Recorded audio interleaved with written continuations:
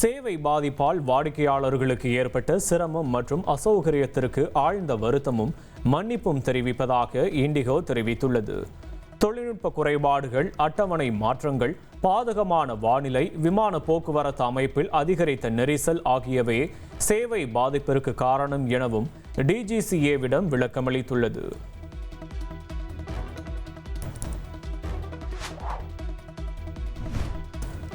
சித்த மருத்துவ பல்கலைக்கழக மசோதாவை குடியரசுத் தலைவருக்கு ஆளுநர் RN ரவி அனுப்பி வைத்துள்ளார்.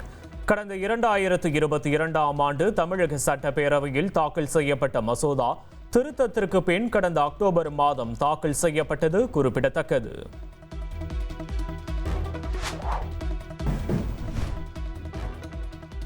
மக்களின் வாக்குரிமையை பாதுகாக்க SIR பணிகளை பார்வையிட்டு மக்களுக்கு உதவிய திமுகவினரை பாராட்டுகிறேன் என்று முதலமைச்சர் ஸ்டாலின் தெரிவித்துள்ளார். இதுகுறித்து அவரது X பக்கத்தில், தமிழ்நாட்டில் உள்ள ஒவ்வொருவரின் வாக்குரிமையும் பாதுகாக்கும் வரையிலும் நமது பணி முழுமையடையாது என குறிப்பிட்டுள்ளார். மேலும் திமுகவினர் தொடர்ந்து மக்களை சந்தித்து அரசின் சாதனைகளை சொல்லி மக்களாட்சியை காப்பாற்றுவோம் என தெரிவித்துள்ளார்.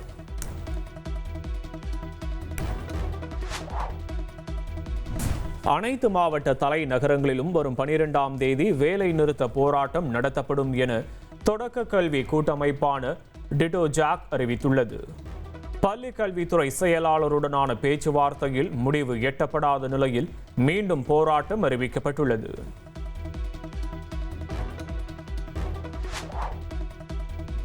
புதுச்சேரியில் செவ்வாய்க்கிழமை விஜய் தலைமையில் தாவேகா பொதுக்கூட்டம் நடைபெறுகிறது.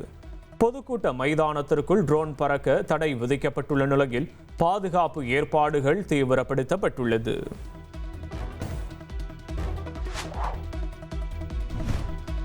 சென்னையில் செவ்வாய்க்கிழமை ஸ்குவாஷ் உலகக்கோப்பை போட்டி தொடங்குகிறது. போட்டிக்கான கோப்பையை துணை முதல்வர் உதயநிதி ஸ்டாலின் அறிமுகம் செய்து வைத்தார்.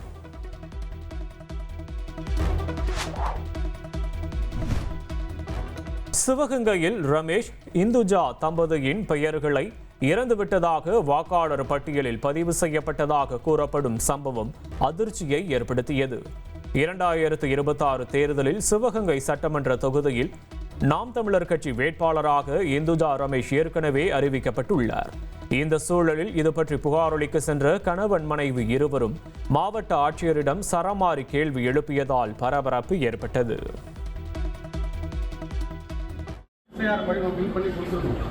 எங்களோட 2 பேர் பேருமே நீங்கள் கொடுத்த பட்டியலில் டெத்துன்னு வந்திருக்கேன். எதன் அடிப்படையில் நாங்கள் இறந்து போயிட்டோம், உயிரோடு இருக்கவங்கள இறந்து போயிட்டுன்னு சொல்கிறதுக்கு உங்களுக்கு அதிகாரம் யார் கொடுத்தா, எந்த ஆவணத்தின் அடிப்படையில் எங்களை இறந்து போனோம்னு அறிவிச்சிருக்கீங்க சொல்லுங்கள். இப்படி தான் இந்த SIR நடக்குதா? அந்த BLO மேலே ஆக்ஷன் எடுக்க சொல்லுங்கப்பா. எதன் அடிப்படையில் அவங்க டெத்துன்னு சேர்த்தாங்கன்னு சொல்லிட்டு உடனே கூப்பிடுங்க. அவங்க 17B சார்ஜஸ் போட சொல்லுங்கள். அவங்க பேரில் சஸ்பெண்ட் பண்ண சொல்லுங்கள். அவங்கள நிறைய இருக்கு காத்து எல்லாம் கதை சொல்லாதீங்க.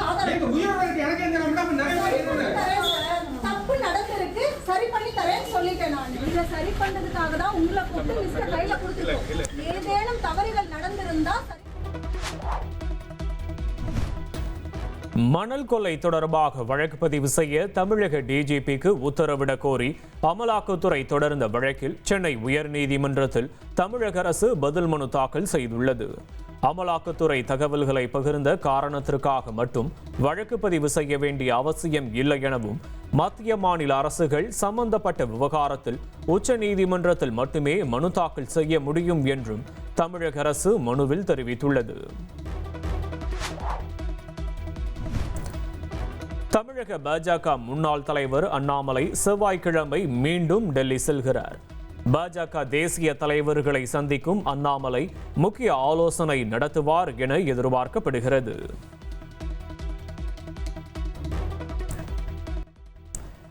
தேசிய பிற்படுத்தப்பட்டோர் நல ஆணையத்தில் உள்ள காலி பணியிடங்கள் விரைவில் நிரப்பப்படும் என சென்னை உயர்நீதிமன்றத்தில் மத்திய அரசு தெரிவித்துள்ளது. காலியாக உள்ள பதவிகளை 6 மாதங்களில் நிரப்பாவிட்டால் இந்த வழக்கு மீண்டும் விசாரணைக்கு எடுத்துக் கொள்ளப்படும் என உத்தரவிட்டு வழக்கு முடித்து வைக்கப்பட்டது. தஞ்சை அம்மாப்பேட்டை அருகே வாழைக்கன்று நட பள்ளம் தோண்டிய போது பழங்கால உலோக அம்மன் சிலை கண்டெடுக்கப்பட்டுள்ளது. கீழக்கோவில் 10 பூலோகநாதர் கோயிலில் இந்த சிலை கிடைத்த தகவல் பரவியதால் பொதுமக்கள் கூட்டமாக வந்து அம்மனை வழிபட்டு சென்றனர். தஞ்சை பாபநாசம் அருகே இந்தியன் ஓவர்சீஸ் வங்கியில் கொள்ளை முயற்சி நடந்தது பரபரப்பை ஏற்படுத்தியுள்ளது. புலவர்நத்தம் கிராமத்தில் வங்கியின் முன்பக்க ஷட்டர் உடைக்கப்பட்டிருந்த தகவல் வங்கி மேலாளருக்கு தெரிவிக்கப்பட்டது. உடனடியாக காவல்துறைக்கு புகார் அளிக்கப்பட்டு ஆய்வாளர் நேரில் ஆய்வு செய்ததில் வங்கியின் மற்றொரு பூட்டு உடைக்க முடியாததால் நகை பணம் தப்பியதாக போலீசார் தெரிவித்தனர். அதனைத் தொடர்ந்து கைரேகை நிபுணர்கள் வரவழைக்கப்பட்டு தடயங்களை சேகரித்தனர். திருப்பத்தூர் அருகே பிரியாணி மாஸ்டருக்கு 18 கோடி ரூபாய் ஜிஎஸ்டி செலுத்த வேண்டும் என அனுப்பப்பட்ட கடிதத்தால் வியாபாரிகள் அதிர்ச்சி அடைந்துள்ளனர். பால்நங்குப்பத்தைச் சேர்ந்த அமீர் பாஷா ட்ரேடிங் அண்ட் கோ என்ற நிறுவனம் நடத்தி அதில் 18 கோடி ரூபாய் ஜிஎஸ்டி வரி ஏய்ப்பு செய்துள்ளதாகவும் அதனை உடனடியாக செலுத்த வேண்டும் என கடிதம் வந்துள்ளது. இதனைத் தொடர்ந்து தனது ஆவணங்களை வைத்து மோசடியில் ஈடுபட்ட நபர்கள் மீது உரிய நடவடிக்கை எடுக்க வேண்டும் என மாவட்ட ஆட்சியரிடம் பிரியாணி மாஸ்டர் புகார் மனு அளித்துள்ளார்.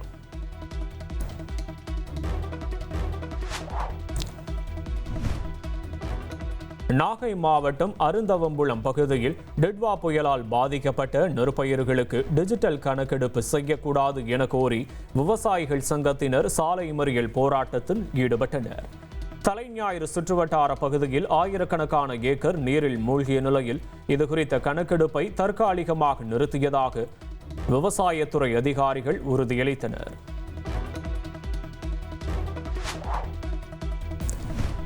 பாப்பிரெட்டிப்பட்டி அருகே கடத்தூரில் நகை கடையில் நுழைந்து உரிமையாளர் நாகராஜ் குப்தா என்பவரையும் கடை ஊழியர்களையும் அன்பு என்பவர் கடுமையாக தாக்கிய சம்பவத்தை கண்டித்து வணிகர் சங்கம் சார்பில் கடையடைப்பு போராட்டம் நடத்தப்பட்டது. சம்பவத்தன்று அவர் மேலும் 2 ஜவுளிக்கடை உரிமையாளர்கள் மீது கொலைவெறி தாக்குதல் நடத்தியதாக போலீசில் புகார் அளிக்கப்பட்டுள்ளது.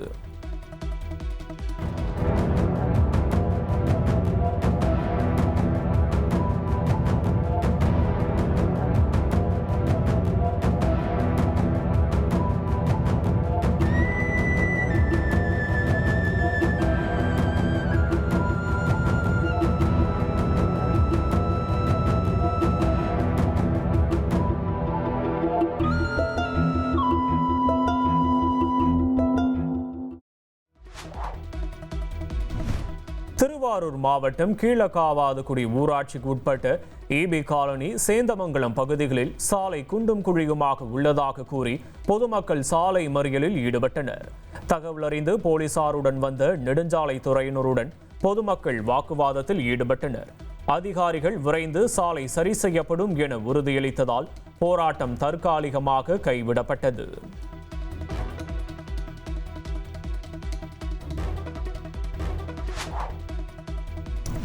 2026 தேர்தலுக்கு பின் தமிழகத்தில் ஆட்சி மாற்றம் வரும்போது மதுரை கோவைக்கு மெட்ரோ ரயில் திட்டம் வரும்.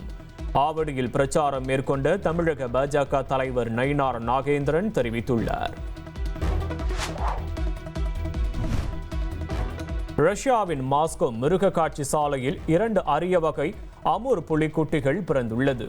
ஒரு ஆண் மற்றும் பெண் என பிறந்துள்ள இந்த அமூர் வகை புலிக்குட்டிகளுக்கு ராயல் சிப்லிங்ஸ் என்ற புனைப்பெயரும் சூட்டப்பட்டுள்ளது.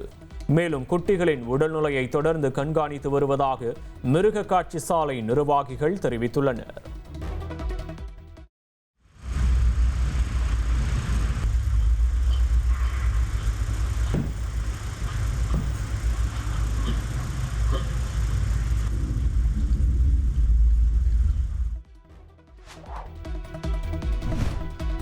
புதுக்கோட்டை மாவட்டம் அறந்தாங்கி அருகே கதண்டு கடித்து 3 தீவிர சிகிச்சை பிரிவில் அனுமதிக்கப்பட்டுள்ளனர்.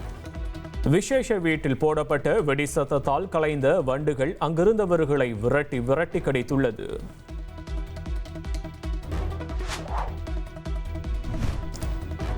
உதகை அருகே மாவனல்லா பகுதியில் மாடு ஒன்றை புலி இழுத்து சென்ற சம்பவம் பரபரப்பை ஏற்படுத்தியது. மாவனல்லா கிராமத்தில் சமீபத்தில் நாகியம்மாள் என்ற பழங்குடியின பெண்ணை புலி அடித்து கொன்ற நிலையில் இந்த சம்பவம் மக்களிடையே பீதியை ஏற்படுத்தியுள்ளது. இந்த சூழலில் மனிதர்களையும் கால்நடைகளையும் வேட்டையாடும் புலியை உடனே பிடிக்க வேண்டும் என கோரிக்கை வைக்கப்பட்டுள்ளது. தமிழகத்தில் 2019 ஆண்டு ஏப்ரலுக்கு முன் தயாரிக்கப்பட்ட வாகனங்களுக்கு உயர் பாதுகாப்பு நம்பர் பிளேட்டுகள் பொருத்துவதை கட்டாயமாக்க முடியாது. அகில இந்திய மோட்டார் வாகன பாதுகாப்பு சங்கத்தின் சார்பில் தொடரப்பட்ட வழக்கில் சென்னை உயர்நீதிமன்றம் திட்டவட்டமாக தெரிவித்துள்ளது.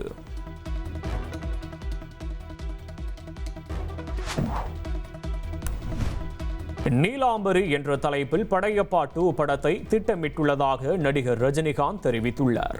ரஜினியின் பிறந்த நாளான டிசம்பர் 12ஆம் தேதி படையப்பா படம் ரீரிலீஸ் ஆகும் நிலையில் படம் குறித்து பிரத்யேக தகவல்களை அவர் பகிர்ந்துள்ளார். மதுரை மீனாட்சி அம்மன் கோவிலில் தேவேந்திரகுல வேளாளர் சமூகத்தைச் சேர்ந்த ஒருவரை அறங்காவலராக நியமிக்க உத்தரவிட கோரிய வழக்கில் அறநிலையத்துறைக்கு உத்தரவிடப்பட்டுள்ளது. மனுதாரரின் மனுவை பரிசீலனை செய்து உரிய முடிவெடுக்க வேண்டும் என மெட்ராஸ் உயர்நீதிமன்ற மதுரை அமர்வு தெரிவித்துள்ளது.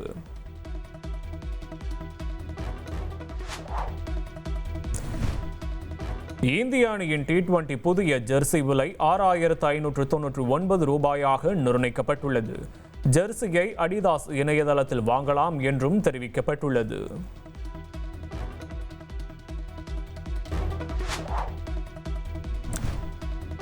கிருஷ்ணகிரி மாவட்டம் ஓசூரில் கூலி தொழிலாளியை கொலை செய்த வழக்கில் அவரது மனைவி உட்பட 4 பேரை போலீசார் கைது செய்துள்ளனர். ஓசூர் பார்வதி நகரைச் சேர்ந்த சரவணன் முத்துலட்சுமி தம்பதிக்கு 2 குழந்தைகள் உள்ளனர். முத்துலட்சுமிக்கும் அதே பகுதியைச் சேர்ந்த சூர்யா என்பவருக்கும் கள்ளக்காதல் இருந்ததால் சரவணன் கண்டித்ததாக கூறப்படுகிறது. இதனால் சூர்யாவும் அவரது நண்பரும் சரவணனை கத்தியால் குத்தி கொலை செய்துள்ளனர். இதுகுறித்து விசாரணை நடத்திய போலீசார் முத்துலட்சுமி, சூர்யா, அவரது நண்பர்கள் சந்தோஷ் மற்றும் சக்தி ஆகிய 4 பேரை கைது செய்து சிறையில் அடைத்தனர். ஜப்பான் கடலில் அடுத்தடுத்து சக்தி வாய்ந்த நிலநடுக்கம் ஏற்பட்ட நிலையில் ரிக்டர் அளவுகோலில் 7.5 பதிவாகியுள்ளது. நிலநடுக்கத்தை தொடர்ந்து ஜப்பானுக்கு சுனாமி எச்சரிக்கை விடுக்கப்பட்டுள்ளது. 10 அடி அளவிற்கு அலைகள் எழும்பக்கூடும் என கணிக்கப்பட்டுள்ள நிலையில் அணு உலைகளை தொடர்ந்து கண்காணித்து வருவதாக அந்நாட்டு அதிகாரிகள் தெரிவித்துள்ளனர்.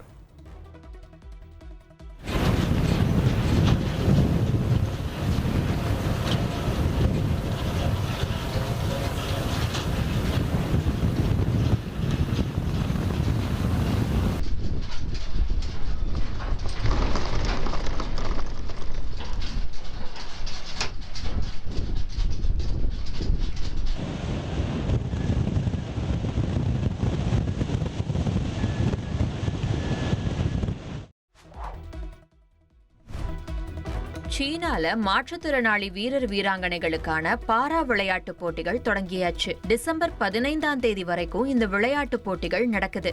மொத்தம் 7,218 வீரர்கள் இதுல கலந்துக்கிறாங்க. கடந்த முறை 2,734 பேர் மட்டுமே கலந்துகிட்ட நிலையில இந்த முறை அதிகம் பேர் ஆர்வமா பங்கேற்கிறாங்க.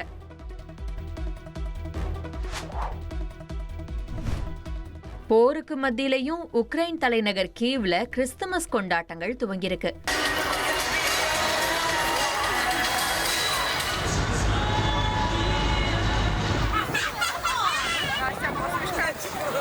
கிட்டத்தட்ட 4 வருடங்களா உக்ரைன் ரஷ்யா போர் முடிவே இல்லாம தொடர்ந்துகிட்டு இருக்கு.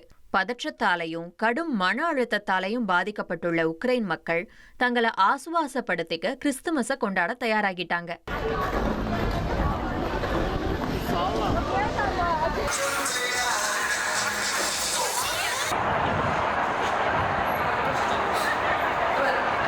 வண்ண வண்ண விளக்குகளால வீதிகள் அலங்கரிக்கப்பட்டிருக்கு. கிறிஸ்துமஸ் மரங்கள் ஜொலி ஜொலிக்குது. மக்கள் ஆர்வமா செல்ஃபி எடுத்து மகிழ்ந்தாங்க.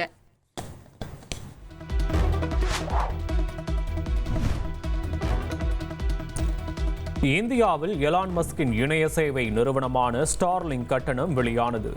ஹார்ட்வேர் விலை 34,000ஆகவும் அன்லிமிட்டெட் மாத கட்டணமாக 8,600 ரூபாயும் இருக்கும் நிலையில் சோதனை அடிப்படையில் 30 நாட்கள் இலவசமாக உபயோகிக்கலாம் என தெரிவிக்கப்பட்டுள்ளது.